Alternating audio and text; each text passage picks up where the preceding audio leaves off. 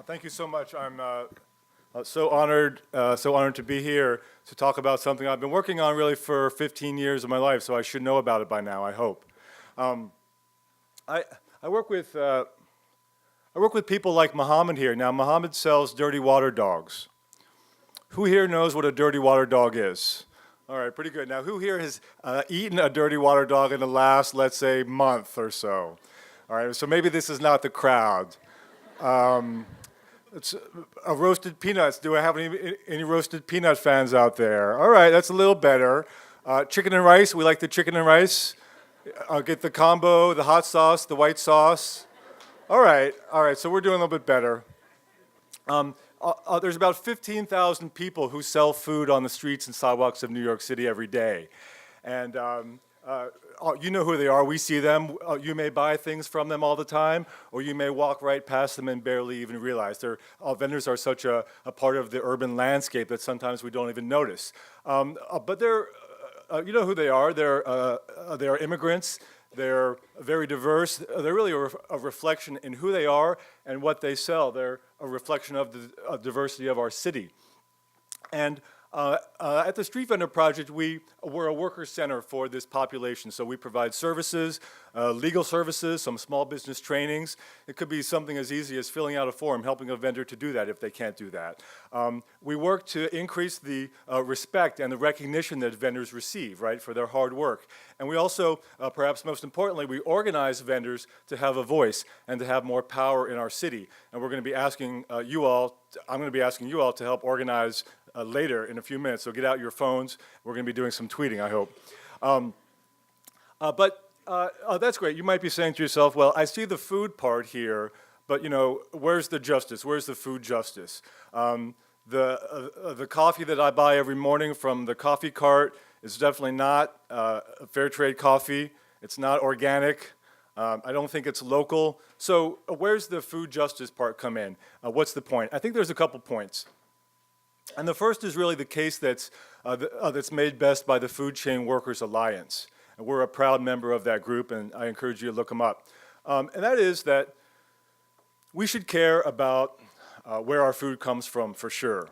And we should care about how our planet is treated, and we should care about how the animals are treated. But we should also care about how the workers are treated who serve us our food.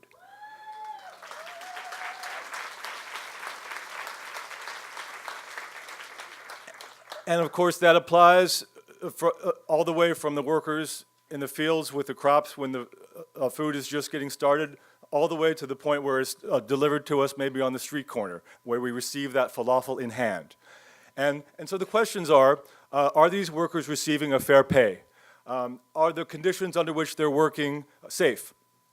And are they receiving the respect that they're due? And these are the questions that we need to ask. In the case of vendors, I'm sorry to say that the answer is often no on all three accounts. It's very difficult to be a vendor in New York City. The pay is meager. It's very difficult to make ends meet.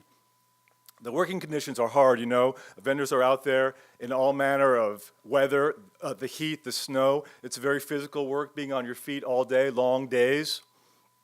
And frankly, the city doesn't really provide much help, where they should be helping vendors with their working conditions. In fact, often they make it more difficult. The police, the health department may come by and take your merchandise one day, and that happens quite a bit. The regulations are intense, and the fines cut into vendors' daily profit.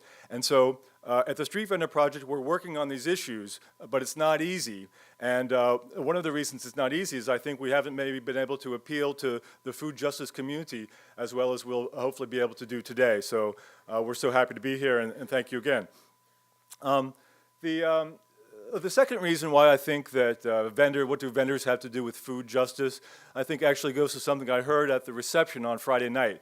Somebody broke it down for me very easily. They said they gave a definition of food justice, and I wrote it down. And it was pretty simple. Food justice is about providing food for everyone, no matter what your economic level. Sounded pretty good to me. And it really resonated because, there's like 1 billion people around the world who eat street food every day. And invariably, they are people at the lowest end of the economic ladder. They're the most marginalized people around the world because, let's face it, street food is cheap, right? One good thing. There's no rent for the vendor to pay. There's no corporation who's siphoning off the profits. And so the food is inexpensive, and that's really critical. You know, that might be a luxury for me. It might be nice to save a couple of bucks from the coffee cart as opposed to going into Starbucks. But for people who, for whom it really makes a difference, that couple of bucks added up a few times a day, added up every week and every day of the month, may enable them to live in our city and raise a family here and survive. And so it's really, really important, again, for people around the world and people here in our city.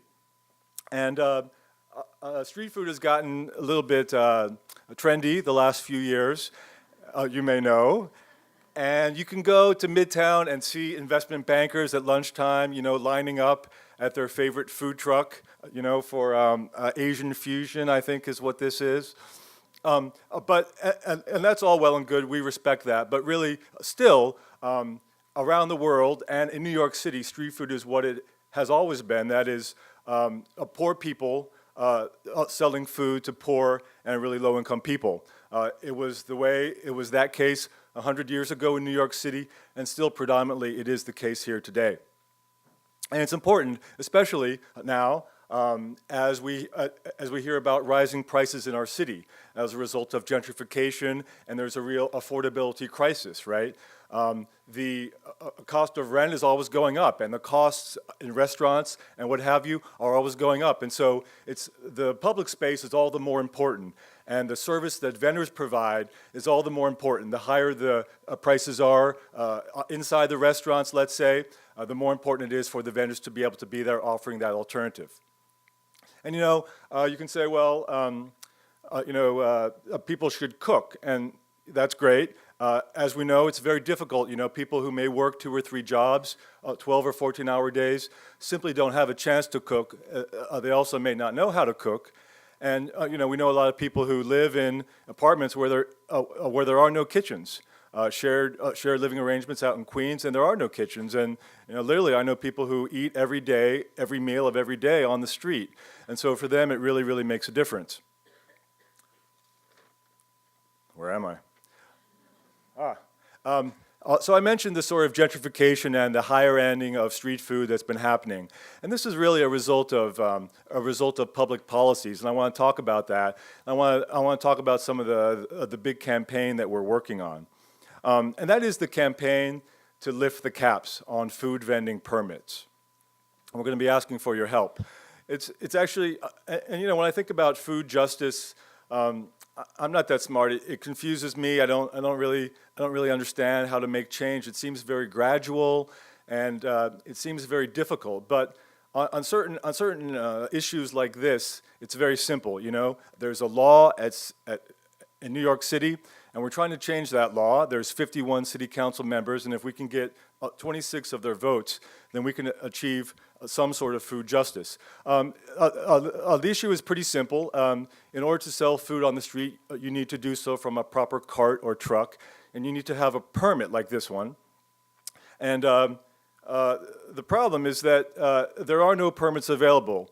This is Maria selling delicious Ecuadorian food out in Sunset Park. She would love to have a permit, as you might imagine. The problem is that the city in 1981 limited the number of permits available in the whole city to about 4,000 permits. The number of people who want one is so long that the waiting list can be 15 or 20 years. And Maria doesn't have 15 or 20 years. You know, she needs to support her family now.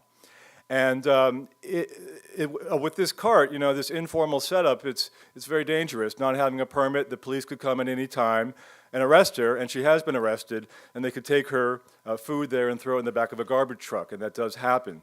And so for us, really, this is food justice. Fighting, in this case, our big campaign.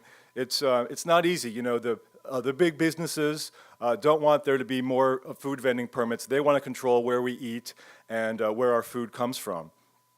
And we've been campaigning for more permits now for almost 2 years. We've been going into the streets. We organize vendors to rally and to demand these permits, but it hasn't worked. At least it hasn't worked yet. And so I'm asking you all here, because I see a lot of people in this room, and I know that there is a great deal of power in this room, and I wasn't going to come here and just share some stories. We want you to help. And so The person that's really got the power in this case is you may know her, the City Council Speaker, Melissa Mark Viverito. We happen to know that she's on Twitter all the time. And so I'm asking you now, please, if you get out your phones, if you tweet, or you can do it later, but please don't forget. I do believe that the people in this room have the power to make a difference, especially on a local issue like this. And please just, in your own words, however you see fit best, ask her to help us lift the cap on vending permits. It's going to make a real difference for many people in need. It's going to make a difference for all of us as people who eat things in the city. It's going to make a real difference for food justice. And so thank you very much for the chance to present here today.